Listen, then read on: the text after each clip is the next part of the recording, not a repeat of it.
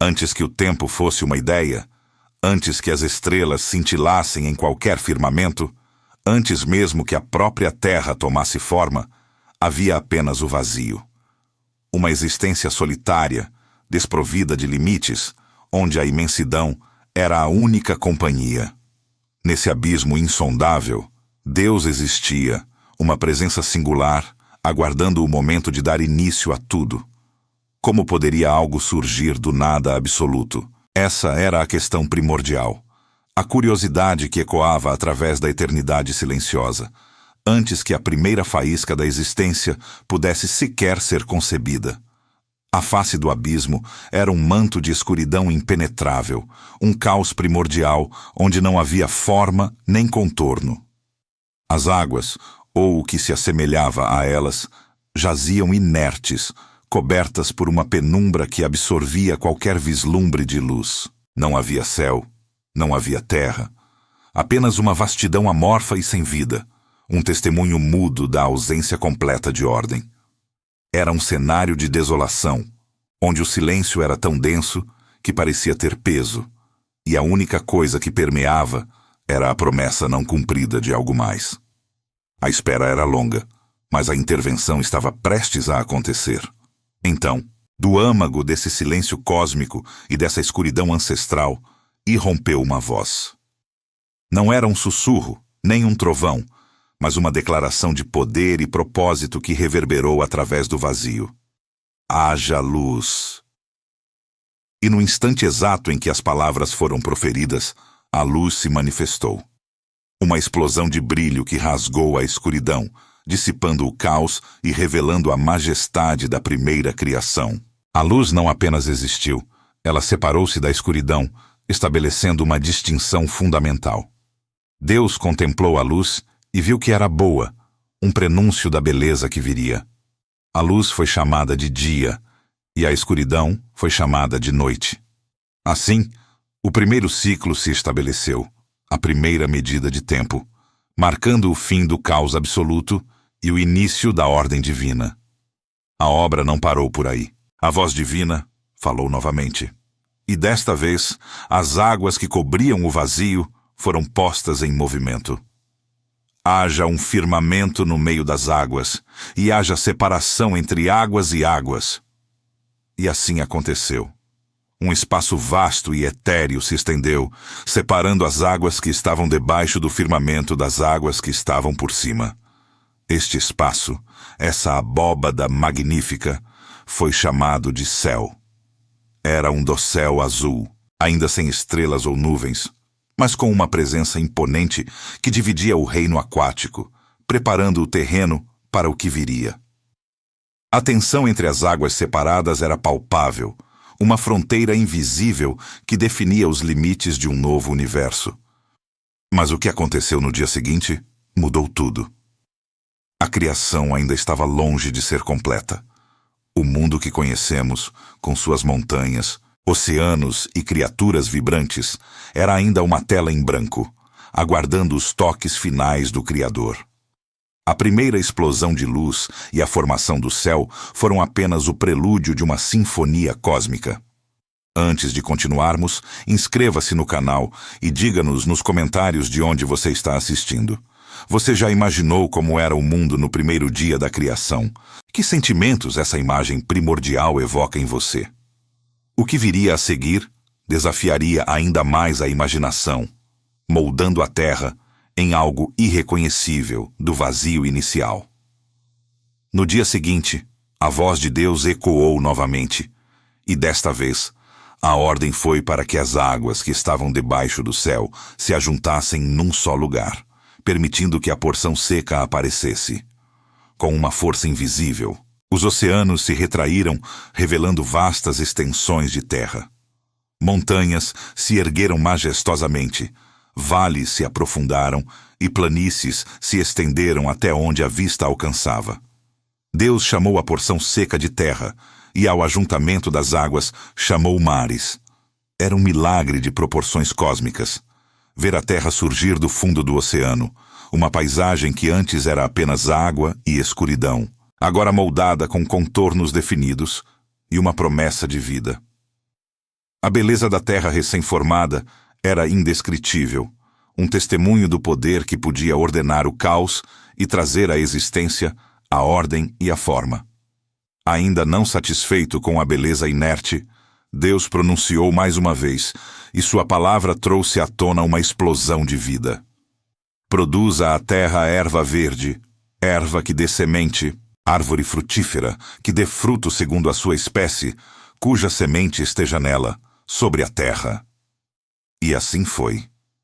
Em um piscar de olhos divino, a terra, antes árida e marrom, irrompeu em uma tapeçaria vibrante de verde. Ervas delicadas brotaram do solo, plantas robustas se estenderam em direção ao céu, e árvores majestosas começaram a dar frutos, cada uma com sua própria semente, garantindo a continuidade de sua espécie. A paisagem desolada transformou-se em um jardim exuberante, um paraíso de cores, texturas e aromas. A maravilha da autorreprodução estava inerente em cada semente, um ciclo perfeito de vida se iniciando. Era a prova de que a vida podia florescer em abundância, preenchendo cada canto do novo mundo com vitalidade e promessa. Com a terra agora fértil e cheia de vida vegetal, a atenção divina se voltou para o firmamento. A voz poderosa decretou a criação de luminares no céu para separar o dia da noite e para servirem de sinais para estações, para dias e para anos. Haja luminares no firmamento do céu para separar o dia da noite, e sejam eles para sinais e para estações e para dias e anos. E sirvam de luminares no firmamento do céu para alumiar a terra. E assim aconteceu. No vasto dossel azul, o sol surgiu em sua glória, um disco flamejante que governaria o dia, trazendo luz e calor. À noite, a lua apareceu, uma esfera prateada que refletia a luz do sol, iluminando a escuridão e guiando as marés. E, para pontilhar o firmamento com um brilho eterno, incontáveis estrelas cintilaram em constelações, cada uma em seu lugar, contribuindo para a majestade da noite. Deus os colocou no firmamento do céu para alumiar a terra, para governar o dia e a noite, e para fazer separação entre a luz e as trevas. E Deus viu que era bom. A precisão divina na organização do cosmos era impressionante. Cada luminar tinha sua função específica, trabalhando em perfeita harmonia para criar um sistema celestial que marcaria o tempo e o espaço para todas as criaturas. A beleza e majestade dos corpos celestes eram um testemunho da grandeza do Criador, uma orquestração perfeita de luz e sombra que governaria a existência na Terra. A ordem celestial era um reflexo da ordem divina, um lembrete constante daquele que tudo criou com sabedoria e propósito. E então, algo ainda mais impressionante aconteceu. A criação ainda não estava completa. O palco estava montado, a luz e a escuridão estabelecidas, a terra e os mares separados, a vida vegetal exuberante e o céu adornado com seus luminares. Mas a terra ainda aguardava algo mais, algo que a preencheria com movimento e som. A vida, em sua plenitude, estava prestes a surgir de formas que desafiariam a imaginação, preenchendo os novos ecossistemas com a maravilha da existência animal. Qual parte da criação você acha mais impressionante? O que viria a seguir seria a coroa da criação, a manifestação da vida em suas formas mais diversas e complexas, preparando o cenário para o ápice da obra divina. A voz de Deus ressoou mais uma vez, e desta vez o comando foi para que as águas pululassem de seres viventes. Com uma majestade indescritível, os oceanos, antes silenciosos, explodiram em uma sinfonia de vida. Grandes monstros marinhos, com escamas cintilantes e movimentos graciosos, surgiram das profundezas, deslizando pelas águas com uma imponência que desafiava a imaginação. Ao lado deles, Uma miríade de répteis aquáticos, de todas as formas e tamanhos, preencheu os recifes e as planícies oceânicas, cada um nadando em seu próprio ritmo, contribuindo para a tapeçaria vibrante do mundo subaquático. E não apenas as águas foram agraciadas. O firmamento, antes habitado apenas pelos luminares, agora se encheu de movimento.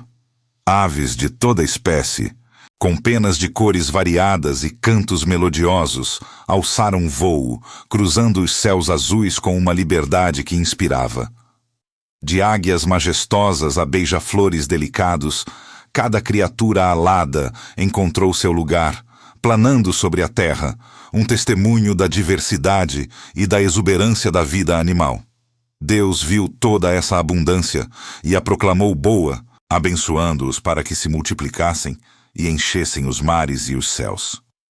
Mas a obra criativa ainda não estava completa. A terra, com sua vegetação exuberante, também aguardava sua parcela de vida. A palavra divina ordenou que a terra produzisse seres viventes segundo a sua espécie, gado, répteis e feras da terra. E assim, do solo fértil, emergiram os animais terrestres. Animais selvagens, com sua força e agilidade, povoaram as florestas e as planícies, caçando e coexistindo em um equilíbrio intrincado. O gado, com sua mansidão e utilidade, pastava nos campos verdes, enquanto os répteis, com sua diversidade de formas e habitats, rastejavam pela superfície. Cada espécie, distinta em sua natureza e propósito, contribuiu para a vastidão da criação animal, preenchendo o mundo com rugidos, cantos, chilreios e o murmúrio constante da vida. A distinção entre as diferentes espécies era clara, e a harmonia entre elas, embora complexa, era evidente. Deus observou toda essa criação e viu que era boa, um testemunho de sua infinita sabedoria e poder. Finalmente, no ápice de sua criação, Deus revelou seu maior desígnio. Não mais uma palavra de comando para que a terra ou a água produzissem, mas uma decisão deliberada e pessoal.